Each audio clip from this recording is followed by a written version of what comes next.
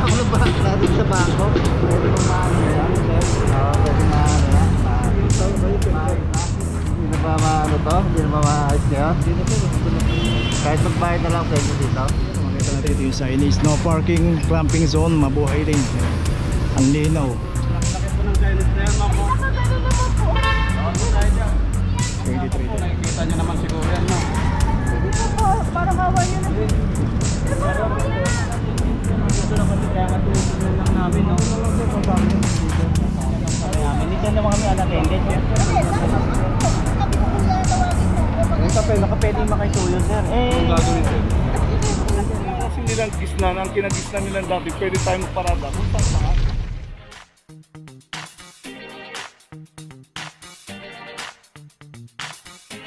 Papajo TV!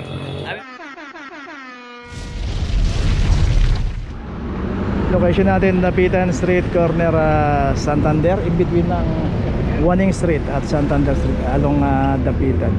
At ito isang Honda City naman. At dito rin kasi maraming mga kainan dito, no? May mga coffee shop, may mga milk tea, may mga dim sum. Pero yun nga, kung bibili tayo, kung kakain tayo rito at magtatagal tayo, mas maganda po din na tayo pumarada sa Santander Street, secondary road. May mga parking attendant po dyan, magpasis tayo. Kasi dito tayo pumarada, makikita natin may signage, no parking, clamping zone, mabuhay lane ng kahaba ng Dapitan Extension. Magkano penalty na ganyan? 900 sir. Ha? 900 po. Bawal dito mag-park. Oo sir, Santander yan po, secondary road.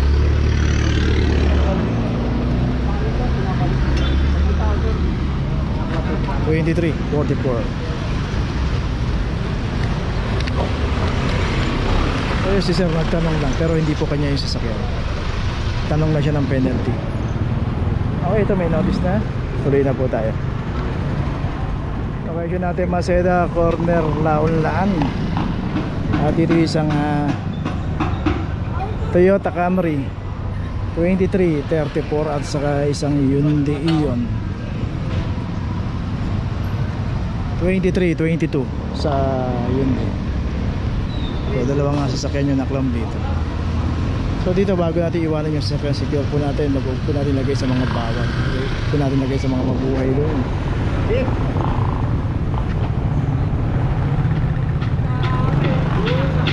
Update na ako na ba natin sa bangko? Pwede mo maano yan, sir? Oo, pwede maano yan.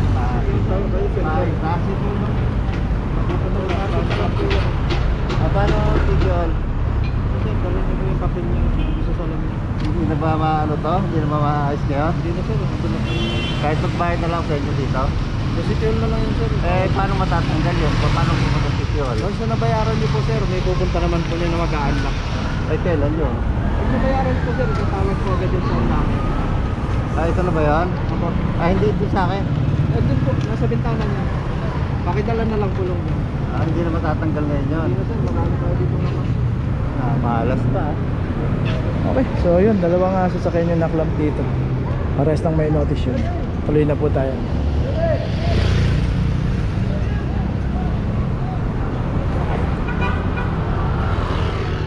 Naklamp na sir?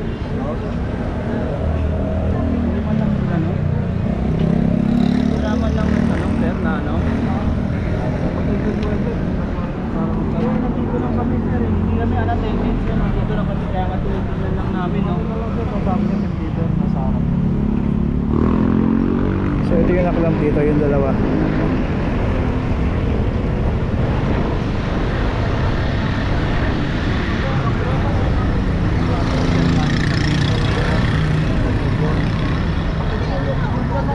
Nakasinting kami dyan, hindi man lang tinanong kami amin. Hindi dyan naman kami unattended sir.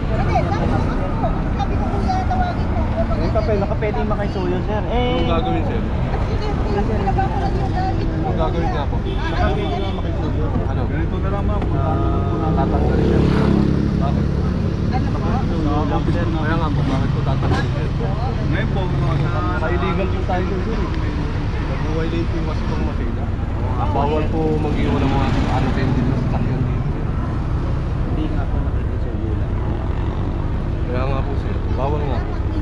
Ang maganda niyan sir, puntahan nyo na lang po sa Manila City Hall para ma-unlock yan.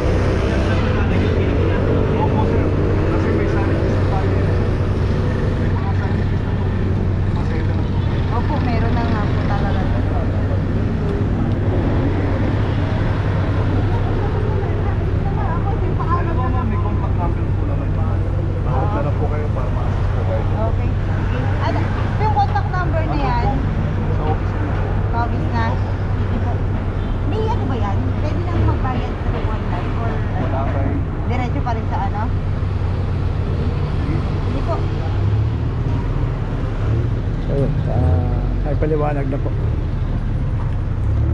Tuloy na tayo. Location natin Santol, corner Ramon Magsaysay. Dito isang Honda City. Dito nga makikita natin yung pinakataan ng isang Honda City. Ano, makikita natin ito yung signage, no parking, clamping zone, mabuhay din. Ang linaw.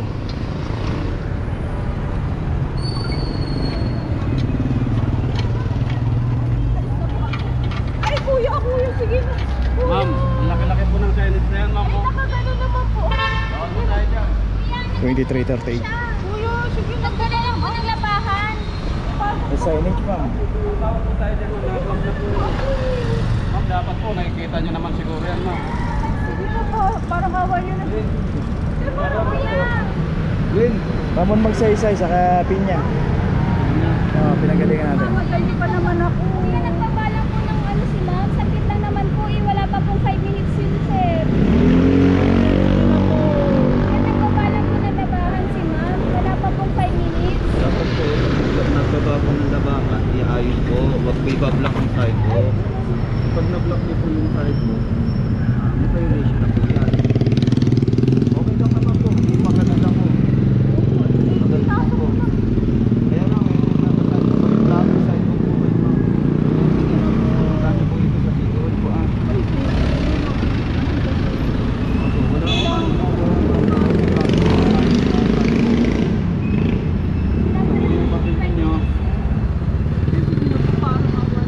Ay, bayaran ko na lang dito kasi po kayo. Tumawag po kayo sa number na yan. Pwede po kayo makisuyo kayo. Pwede po kayo puntahan dito. Oo, kasi hindi yan dito binabayaran, ma'am. Sa opisina po talaga yung binabayaran. Saan po yung telephone? Yan po, kung makiusap po kayo, pwede po kayo puntahan dito. Kasi hindi naman po talaga binabayaran yan dito. Sa opisina po. Pero kung may ginagawa naman, pinupuntahan naman. Depende po. Depende po sa pag-usap po ninyo. May meeting pa naman. Tawagan niyo po. Okay, tuloy na tayo. Location natin Santol, corner Socheco. Dito isang Fortuner. Dito to nakaparada sa tapat ng isang Colombian International Tower. Plan number 2337.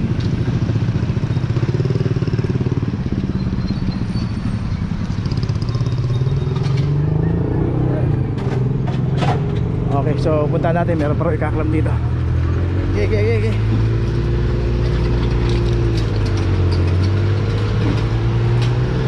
So yun nilalagay na yung notice dun. Tahan natin to.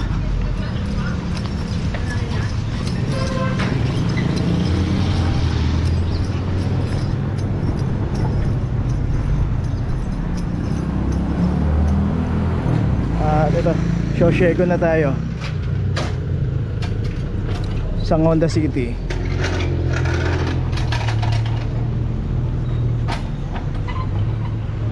At dito nga pinapanatili rin ng barangay na walang mga naka-obstruct dito.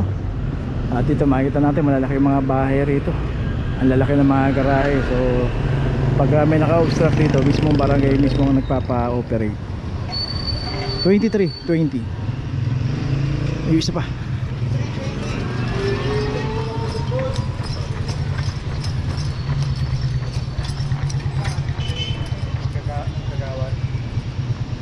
Bawal po dito.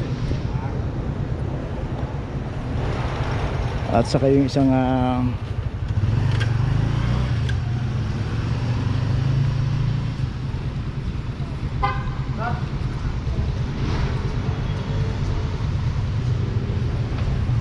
okay, isang cherry pala to, cherry.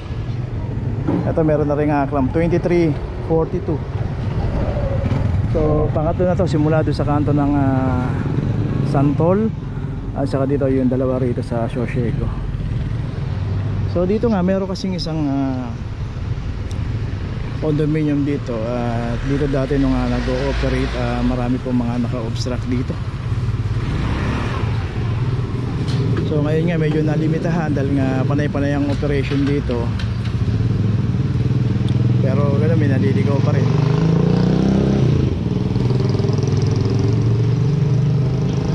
So yun, puntahan natin. Meron pa yata nga ito. Dahil pa pala nakaparada rito.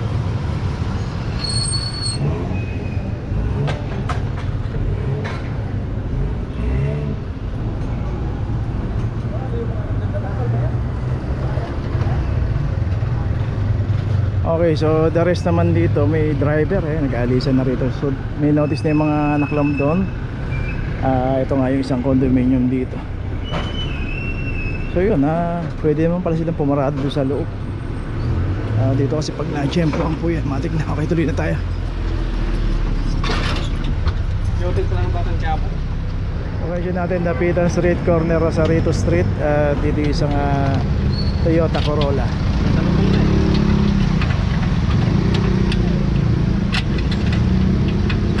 2343. Dito makita natin meron pang ginagawa yung Maynila dito. Dito kung magtatagal tayo may mga pay parking po.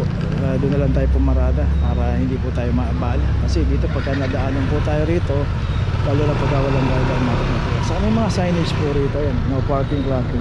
So isang CRB rito, ito may driver, ito pinakausap na rin dito.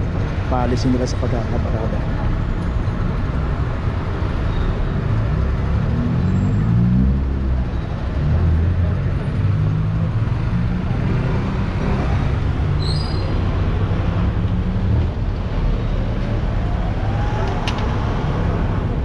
Okay, ito may notice na. So yung isang CRV umalis na. At saka yung isang sasakyan dito sa likod, ito may driver din umalis na rin dito. Okay, tuloy na po tayo. Okay, nandito na ngayon tayo sa opisina ng clamping sa impounding dito sa Central. Dito na po nagtatapos ang ating vlog. Maraming salamat po sa mga subscriber, sa mga viewers, sa mga napadaan po sa ating channel. Maraming salamat po sa mga suporta nyo. Sa mga hindi pa po nakakapag-subscribe, subscribe na po tayo mga kabayan. Maraming salamat po. Mabuhay!